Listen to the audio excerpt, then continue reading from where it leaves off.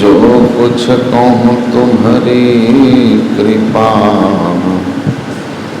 मौत कछु न बसा।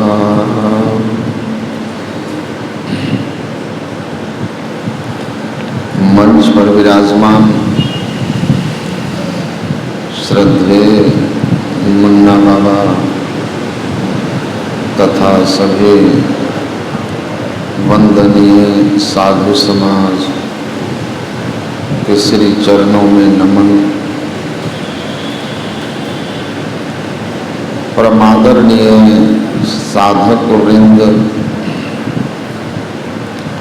सत्संग प्रेमी महान भाव, धर्मानुरागिनी माताओं एवं धर्मशीला बहनों,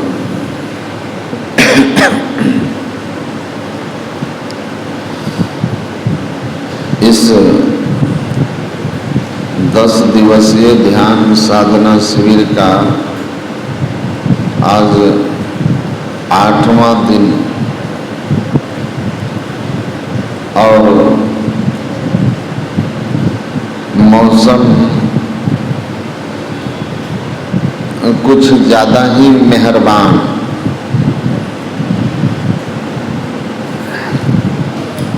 इतना मेहरबान है कि कुछ लोग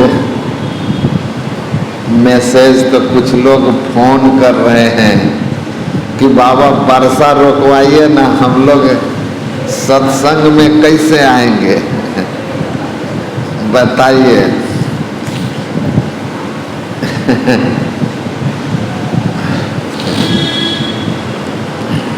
तो वर्षा की बहुत आवश्यकता थी। गर्मी इतनी थी कि हमारे स्वास्थ्य को देखते हुए समिति के लोगों ने एसी लगा दिया। और जब हमारे रूम में एसी लग गया तो हमारे मन में होता था कि जो बेचारा बाहर है उसको तो कष्ट होगा और हम इधर एसी में हैं। और जो जाते थे कहते थे हाँ लगता है स्वर्ग में आ गए।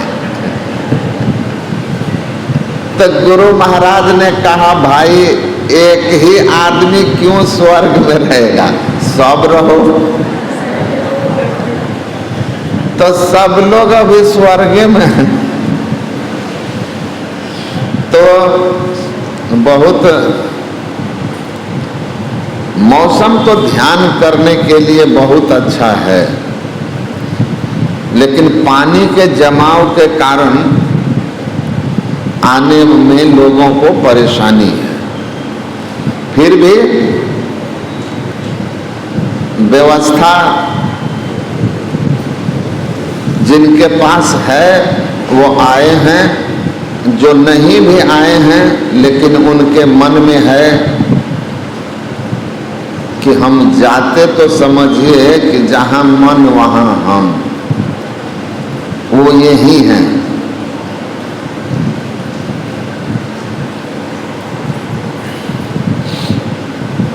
हम लोग भगवान राम और लक्ष्मण का संवाद सुने।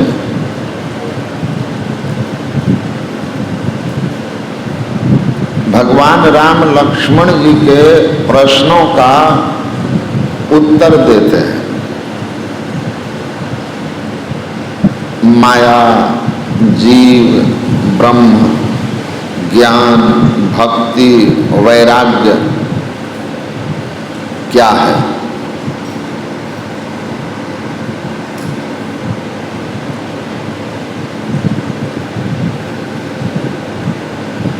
भगवान राम माया के संबंध में समझाते हैं कि माया वास्तव में भेद बुद्धि है, भेद दृष्टि है। अलग अलग उदाहरण के साथ अलग अलग प्रसंगों में अलग अलग तरीके से माया को समझाया गया है और उद्देश्य सब जगह लेकिन एक ही है कि माया दुखदाई है, माया में रहना दुख में रहना है, इसलिए इससे छूटिए। सारे उदाहरण माया से छूटने के लिए ही दिया गया है, फंसने के लिए नहीं। तो भेद बुद्धि पैदा करती है माया, माइनो भेद बुद्धि प्रदायिनी। नारद पुराण में यह श्लोक है, वहां एक प्रसंग है, उसके छेपक में महर्षि ऋभु और उनके शिष्य निदाघ के बीच। महर्षि ऋभु वही हैं जो वराहोपनिषद आप लोग सत्संग योग में पढ़ते हैं। उस वराहोपनिषद भगवान वराह और महर्षि ऋभु के बीच संवाद है। महर्षि ऋभु ने सवाल किए हैं और भगवान वराह ने उनके सवालों के जवाब दिए। अब नारद पुराण के इस प्रसंग में महर्षि ऋभु अपने शिष्य निदाघ को शिक्षा दीक्षा देकर गुरुकुल में समझाकर संसार में रहने की कला बताकर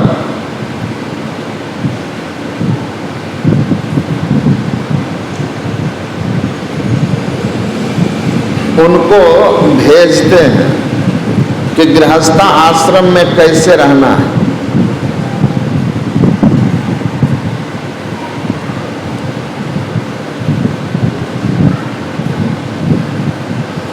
स्वेषु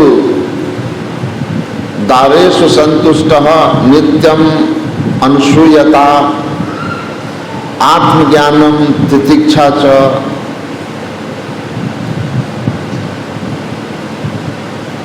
अपनी भार्या से संतुष्ट रहना मतलब एक निष्ठ भगवान राम की तरह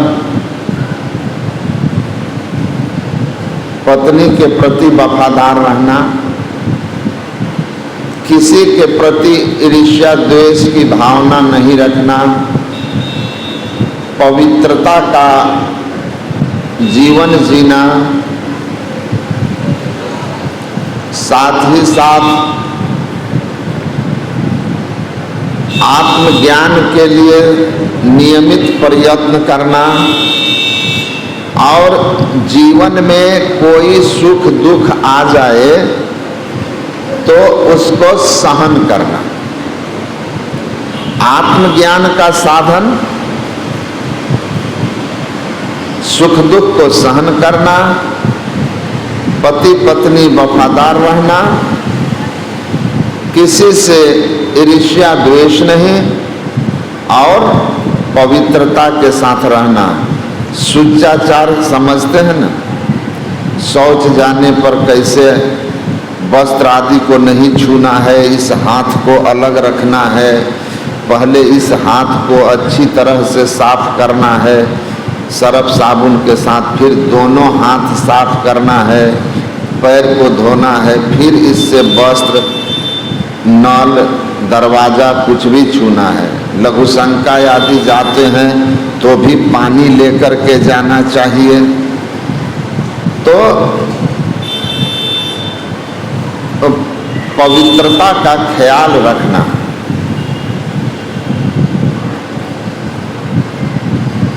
आत्मज्ञान का अभ्यास करना, मतलब ध्यान सत्संग करना। इस तरह की शिक्षा देकर उसको भेजते हैं संसार में।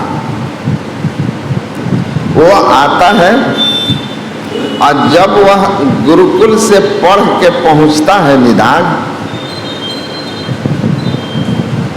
तो लोगों को अपना गुरुकुल का ज्ञान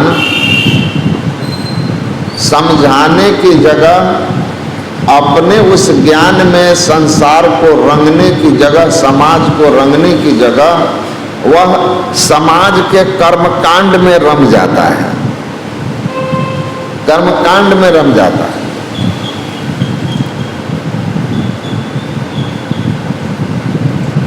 गुरु इस बात से बहुत दुखी होते हैं कि जो शिक्षा मैंने दी उसको दूसरों को क्या समझाकर सही राह दिखाएगा, स्वयं ही भटक गया, स्वयं ही भटक गया। संग का रंग उसी पर चढ़ गया।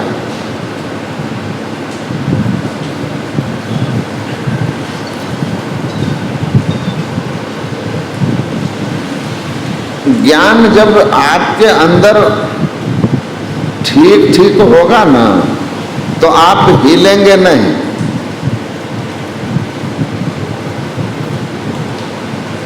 स्थिर रहेंगे।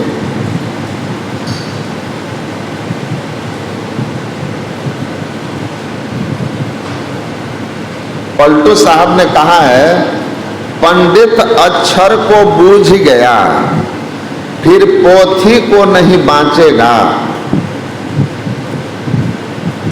भिक्षु सेती बादशाह बया, फिर भिक्षा को नहीं जांचेगा।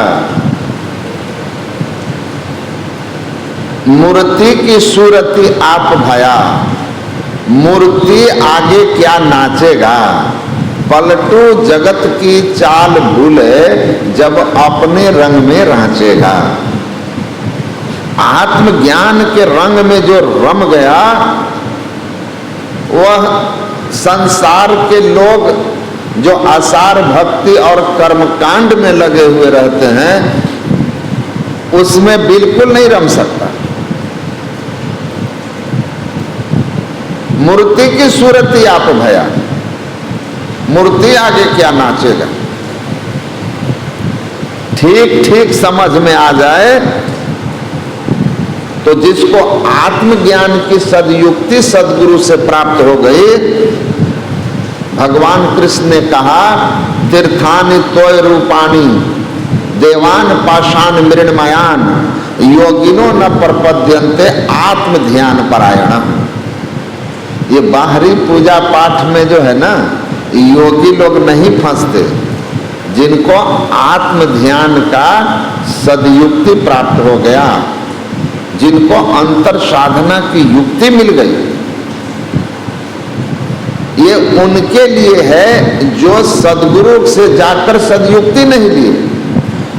सदगुरु से सदयुक्ति लेकर जो आत्मध्यानी हो गए हैं, जो ध्यानाभ्यासी हैं, उनके लिए तो पसान लोह मृण्मयान विग्रहेशु पूजा पुरन जनन भोग करी मुमुक्षु तस्माद्यात स्वहृदयाच कुर्याद बाह्यार्चनम परिहरेद पुनर्भवाय।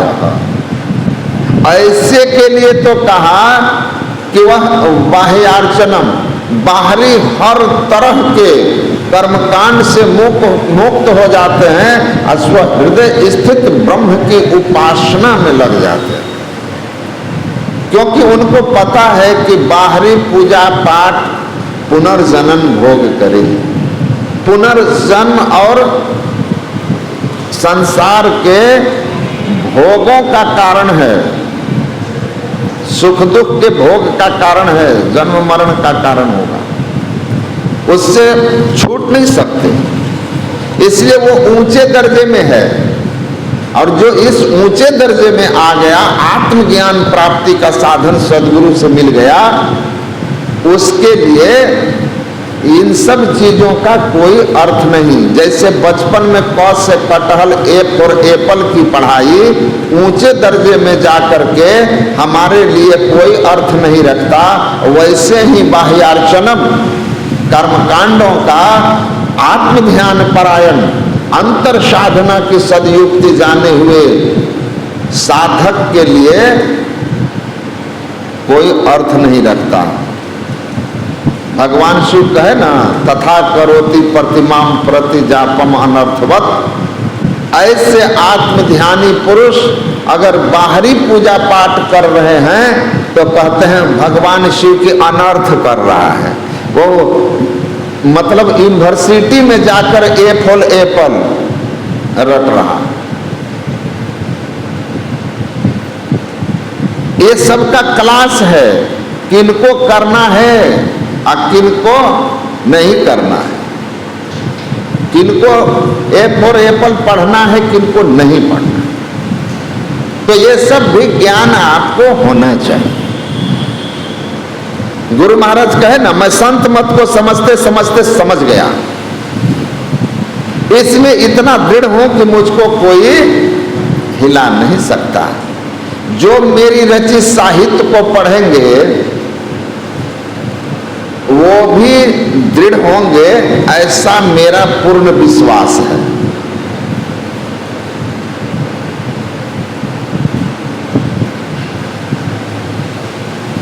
तो निदाघ जो है वो जाकर के कर्मकांड में फंस गया। अब देखिए हुआ क्या, गुरु महाराज पक्के थे और सच्चे थे। एक बार शिष्य को पकड़ लिया ना अंगुली, तो गुरु भूलते नहीं है, और शिष्य तो रोजे भूलता है। गुरु के ज्ञान को भूल जाना, छोड़ देना, भूल जाना है। मुरादाबाद के जाते समय एक सत्संगी गुरु महाराज को कहे कि हुजूर हमको हम पर कृपा बनाए रखिएगा। गुरु महाराज ने कहा हम रोज जाते हैं, तुम सोए रहते हो। हमारी कृपा रोज जाती है लेकिन तुम सोए रहते हो। और सुनो, ब्रह्म मुहूर्त में जग करके जब तुम ध्यान करोगे तो मैं ही नहीं, गुरु ही नहीं, हिमालय के गुफाओं में रह करके ध्यानाभ्यास करने वाले सिद्ध योगी संत वहां से तुमको आशीर्वाद भेजेंगे। तो सोए रहोगे तो कृपा कैसे आएगी? तो ब्रह्म मुहूर्त में अवश्य उठ करके ध्यान करना चाहिए। तो निदान को गुरु नहीं भूलते।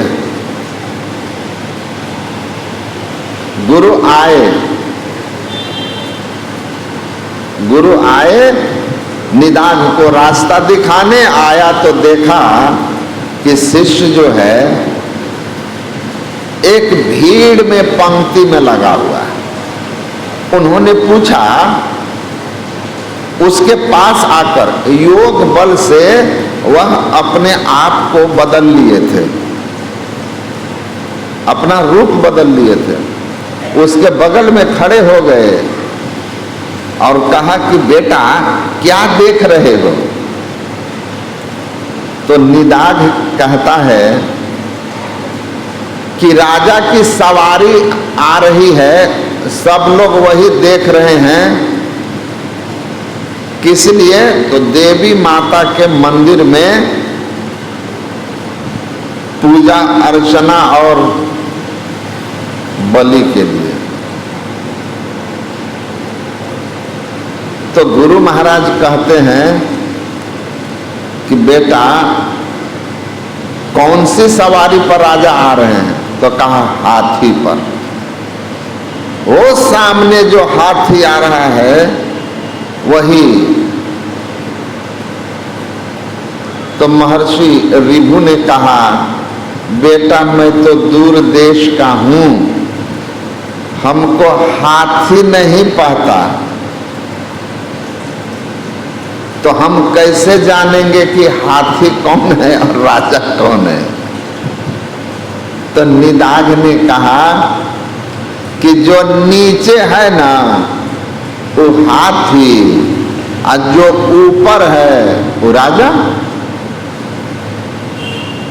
तो फिर ऋभु कहते हैं, हम तो ऊपर और नीचे भी नहीं समझते, ऊपर कौन और नीचे कौन, तो ऊपर नीचे जानेंगे तब ना। तो निदाघ भी वैसा ही था, कूद के उनके कंधा पर चढ़ गया और कहा कि अब समझ में आया, हम ऊपर हैं आप नीचे हैं। प्रैक्टिकली समझा दिए। तो महर्षि ऋभु ने कहा कि हाँ बेटा, ऊपर नीचे तो समझ में आ गया, लेकिन तुमने जो ये कहा कि मैं ऊपर तुम नीचे, तो मैं और तुम हमको नहीं समझ में आया। ये मैं कौन और तुम कौन, जरा ये समझा दो, मैं तू कौन। तो जैसे कहा कि मैं कौन तुम कौन, यह भेद जरा हमको समझा दो। तो निदाघ फट से कूद के नीचे आया और उनके सामने हाथ जोड़ के कहा कि आप मेरे गुरु महाराज हैं, आप मेरे गुरु महाराज हैं। मैं भूल गया था, मैं भूल गया आपका ज्ञान आपको, लेकिन आप नहीं भूले। गुरु महाराज भी कहे हैं, सच्चा गुरु अपने शिष्य को नहीं छोड़ता है, इसीलिए कहे कि मैं एकदम मोक्ष नहीं चाहता, फिर आऊंगा और बहुतों को अपने साथ लेकर जाऊंगा। तो शिष्य कहा, आप मेरे गुरु महाराज हैं, मैं समझ गया, मैं भटक गया था, आप मुझे ज्ञान देने आए। आपने मुझसे कहा था कि मैं और मेरा द्वे पदे बंध मोक्षाय ममेति निर्ममेति च ममेति बंधते जंतु निर्ममेति विमुक्तयः। जब हम शरीर को मैं और शरीर से संबंधित चीजों को मेरा मानते हैं, इसको अहंता और ममता कहते हैं। और जब यह अहंता और ममता शरीर और वस्तु विशेष के प्रति समाप्त हो जाती है, तो इसको निर्ममेति निरहंता कहते हैं, और यही मुक्ति का मार्ग है, यही मोक्ष का मार्ग है। तो मैं समझ गया, जितना अहंकार आपका बड़ा, उतना आपके अंदर आध्यात्मिक ज्ञान कम। नियम है। तो मैं और मोर तोर तय माया, जही बस किन्हा जीव निकाया। मैं और मेरा, तुम और तेरा, ये भेद बुद्धि जो है, यह भेद दृष्टि जो है, यही माया है। माया भेद बुद्धि प्रदायिनी है, कहते हैं निदाघ को ऋभु, कि यह माया भेद बुद्धि देती है। अगर यह भेद बुद्धि समाप्त हो जाए तब, तो कहा एक एव परानंदो निर्गुणः परता परा भाति विज्ञान भेदेन बहु रूप धरो अव्ययः। हे पुत्र, एक ही निर्गुण निराकार अनंत सत्ता ब्रह्म सत्य है,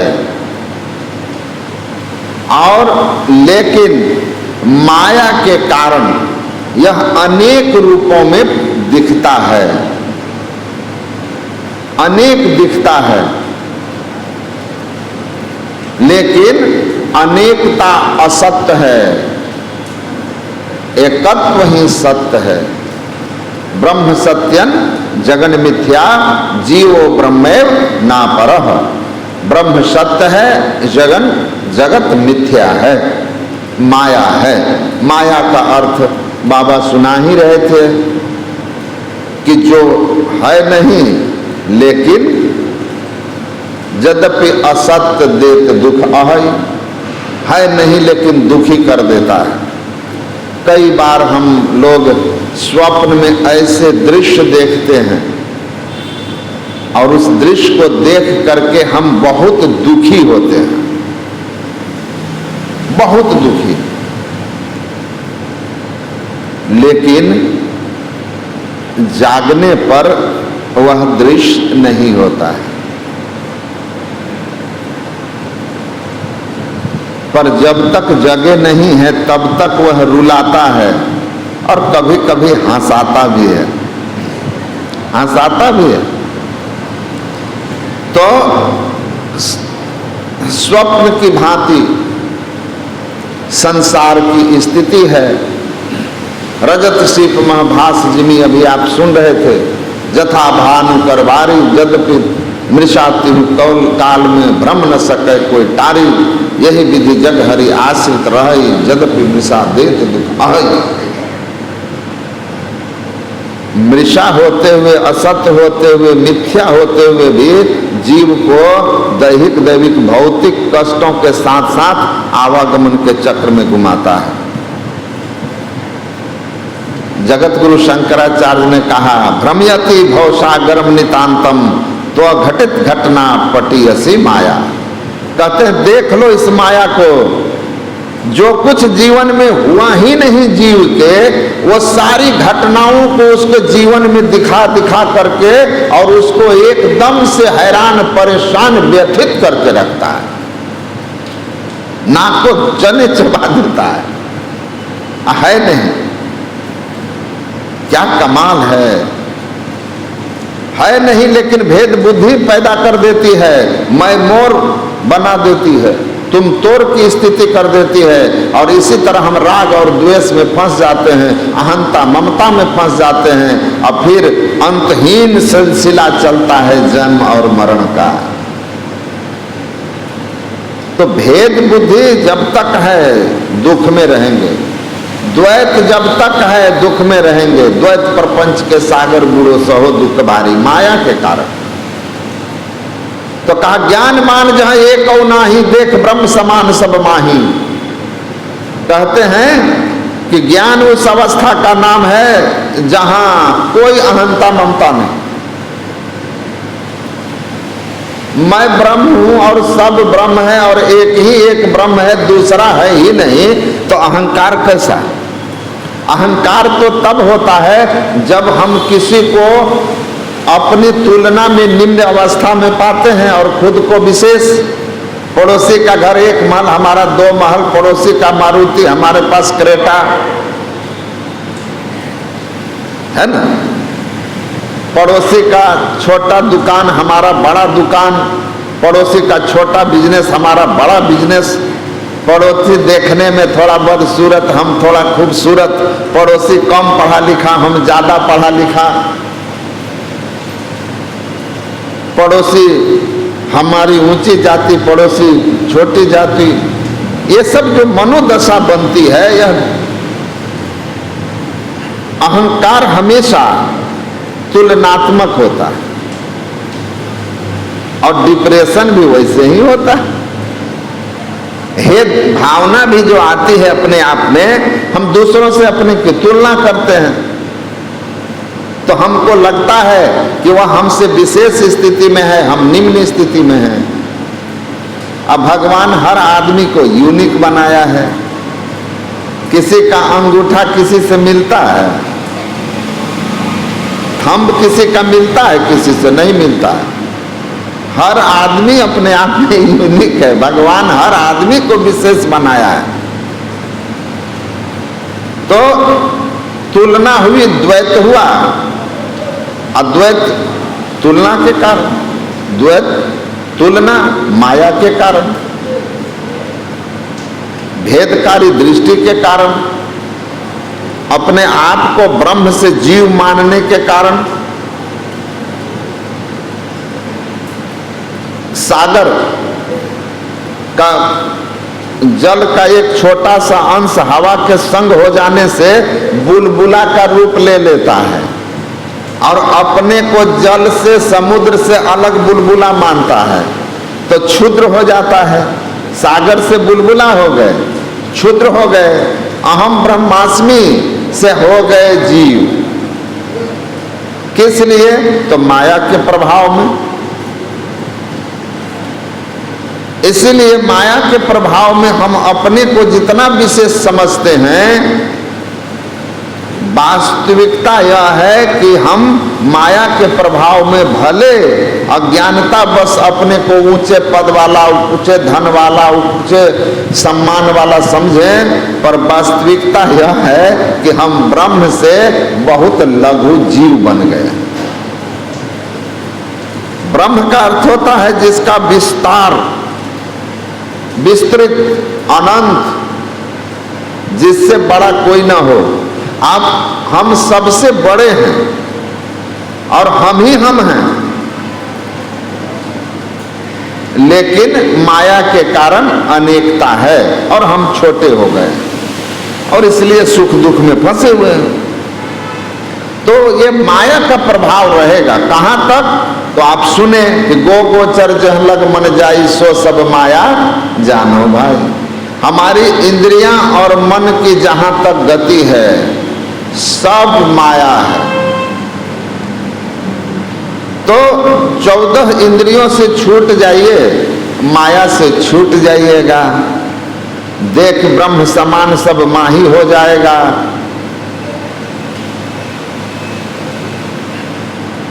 इस माया का 2 भेद बताया।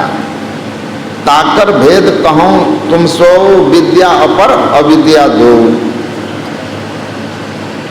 कबीर साहब ने कहा माया है दुई भांति का, जो कोई चिन्हे आए, एक मिलावे राम से एक नरक ले जाए।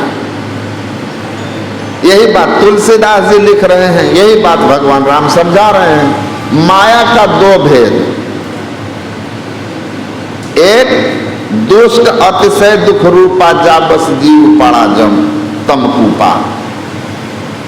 काम क्रोध मद लोभ रत गृहासक्त दुख रूप अत्येक में जान ही रघुपति ही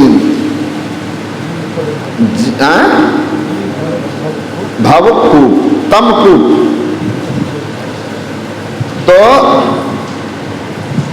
समझाकर कह रहे हैं कि आप माया का एक रूप जो है वह बहुत दुष्ट रूपा है, दुख में डालती है। कबीर कहते हैं नरक ले जाती है, क्योंकि उस माया के प्रभाव में रहने पर इस नगरी में तिमिर समाना भूल भरम हर बार।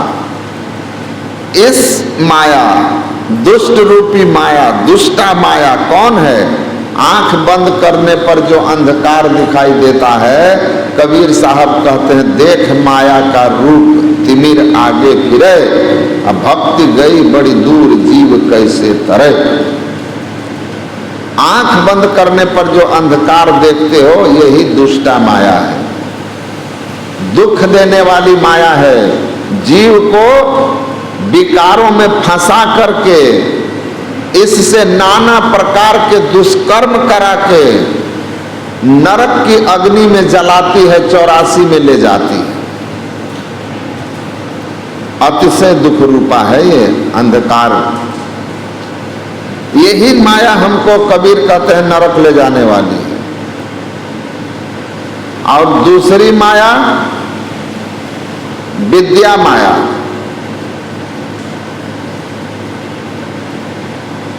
ये विद्या माया जो है ये परमात्मा से मिलाने वाली है, इसमें परमात्मा की शक्ति है,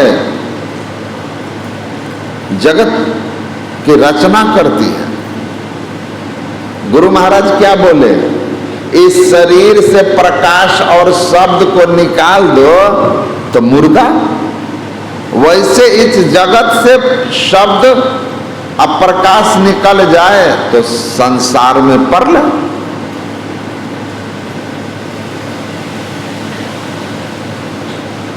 तो ये जो विद्या माया है यह परमात्मा की ओर ले जाती है, ये जगत से छुड़ाती है, ईश्वर की ओर ले जाती है। अंधकार में हमारी वृत्ति तामसी रहती है और उल्लू की तरह हमारी स्थिति रहती। उल्लू को दिन में दिखाई नहीं देता है। हम लोगों को तामस प्रवृत्ति अंधकार में रहने पर धर्म और अधर्म का ठीक ठीक ज्ञान नहीं रहता, भूल चूक होते रहता है। इसीलिए अंधकार में अज्ञानता, इंद्रियों में विषयों की प्रबलता, मन जो है विषय मुखी होता है, विषय के आकर्षण में रहता है और इंद्रियां मन को खींच खींच कर विषय में ले जाकर के गिराती रहती है, जीव से भूल होता रहता है। इसीलिए कहा यह दुष्टा माया है, अज्ञानता में रखता है। विद्या माया गुरु महाराज के प्रवचन में है, विद्या माया प्रकाश और शब्दमयी है। विद्या माया जीव को छुड़ाती है, यह परमात्मा के दोनों हाथ की तरह है। जैसे बालक अपने पिता की ओर बढ़ता है, माता की ओर बढ़ता है, तो माता पिता अपना दोनों हाथ बढ़ाकर उसे अपनी गोद में ले लेते हैं।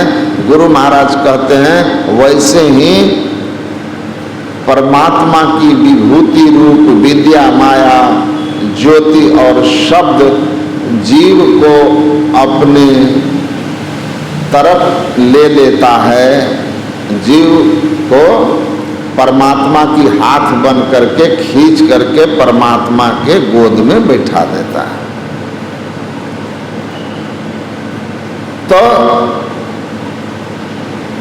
विद्या माया ईश्वर की ओर ले जाती है, इसीलिए यह ईश्वर की ओर जाने का सहारा भी इसको कहते हैं, हाथ भी कहते हैं। और जो इसको प्राप्त करता है उसकी वृत्ति संसार से हट करके ईश्वर की ओर हो जाती है, अंदर का सुख उसको मिल जाता है और वह हमेशा छिन छिन मन को तहाँ लगावे, एक पलक छूटन नहीं पावे। स्वाभाविक रूप से उसका मन परमार्थिक हो जाता है, संसार से ईश्वर की ओर हो जाता है। इसीलिए कहा कि दोनों माया को ठीक ठीक समझिए। ये जब तक अविद्या माया या अंधकार की माया में है, अंधकार में है, तब तक बहुत कठिन है यह डगर। लेकिन इससे जैसे सिमट गए ना, एक बार ऊपर उठ गए तो कहते हैं इतना सहज है कि बैठे ने रास्ता काटी, चलते ने बाट न पाए। है कुछ रहनी गहनी की बाता, बैठा रहे चला भूल जाता, बड़ा सहज हो जाता है। आप बैठिए और पहुंचिए। हवाई जहाज में हम बैठते हैं, चलता हवाई जहाज, पहुंचते हम हैं। आप देखे हैं पटना से आपको बम्बई जाना है ना, आप यहाँ से आप पटना रेलवे स्टेशन पर उतर जाइए और वहाँ से आप पटना एयरपोर्ट चलिए, कोई सवारी लीजिए और चलिए। बीच में कहीं जाम होगा, कहीं रेड लाइट है ना, कहीं कोई रॉन्ग साइड से आके तंग कर देगा, कहीं टकराने की संभावना हो जाएगी।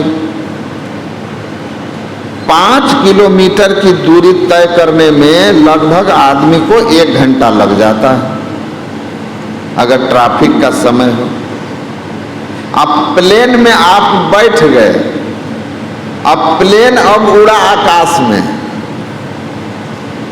पटना से दिल्ली की दूरी लगभग 900 किलोमीटर है, 1000 किलोमीटर है। 5 किलोमीटर में 1 घंटा, उकताहट भी होगी, गर्मी भी लगेगी। हवाई जहाज में आप जाके बैठ गए, 1 घंटा में 900 किलोमीटर, गया कि नहीं गया? अब 5 किलोमीटर में 1 घंटा, 1000 किलोमीटर में 1 घंटा। तो गुरु महाराज कहते हैं तुरीय का क्षेत्र, प्रकाश और शब्द का जो मंडल है वो इस अंधकार मंडल से क्रमशः बहुत बड़े हैं। लेकिन घबराइए मत, अंधकार मंडल में केवल सूरत के सिमटने का देर है। पूज्यपाद महर्षि दल बहादुर परमहंस जी महाराज कहते थे कि आसे पासे, लेकिन आसे पासे है पर ठीक ठीक निशाने पर टिकने में वर्षों वर्ष लग जाते हैं, जन्म जन्म लग जाते हैं।